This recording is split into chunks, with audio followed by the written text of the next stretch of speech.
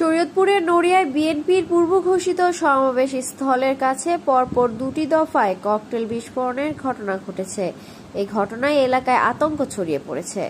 রোববার 20 জুলাই বেলা 11:30টার দিকে নড়িয়া পৌরসভার মাতবর বাজার এলাকায় উপজেলা বিএনপির একাংশ আয়োজিত সমাবেশ স্থলের পাশে বিস্ফোরণ ঘটে। এর আগে ভোর 4টার দিকেও একই স্থানে আরও এক দফা ককটেল বিস্ফোরণের ঘটনা ঘটে। জানা গেছে, আজ রোববার দুপুরে নড়িয়া পৌরসভার মাতবর বাজারে বিএনপির জাতীয় নির্বাহী কমিটির সদস্য মহিউদ্দিন আহমেদ জিন্টুর নেতৃত্বে উপজেলা বিএনপির একটি অংশের সমাবেশ হওয়ার কথা রয়েছে।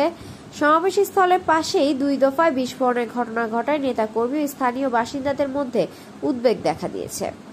ঘটনাস্থল থেকে বিস্ফোরিত কয়েকটি ককটেলের আলামত উদ্ধার করেছে পুলিশ, তবে এখন পর্যন্ত কোনো হতাহতের খবর পাওয়া যায়নি। পরিস্থিতি নিয়ন্ত্রণে এলাকায় অতিরিক্ত পুলিশ মোতায়েন করা হয়েছে। নড়িয়া উপজেলা বিএনপি সাবেক সভাপতি আলী হায়দার খান বলেন, আমাদের শান্তিপূর্ণ সমাবেশকে বানচাল করতে পরিকল্পিতভাবে এই ঘটনা ঘটানো হয়েছে। আমরা দোষীদের দ্রুত গ্রেপ্তার ও দৃষ্টান্তমূলক শাস্তির দাবি জানাই। এ বিষয়ে শরীয়তপুরের অতিরিক্ত পুলিশ সুপার নড়িয়া সার্কেল ডক্টর আশিক মাহমুদ বলেন, ঘটনাস্থলে পুলিশ মোতায়েন রয়েছে, বিষয়টি তদন্ত করে দেখা হচ্ছে। তদন্ত শেষ হলে বিস্তারিত বলা যাবে।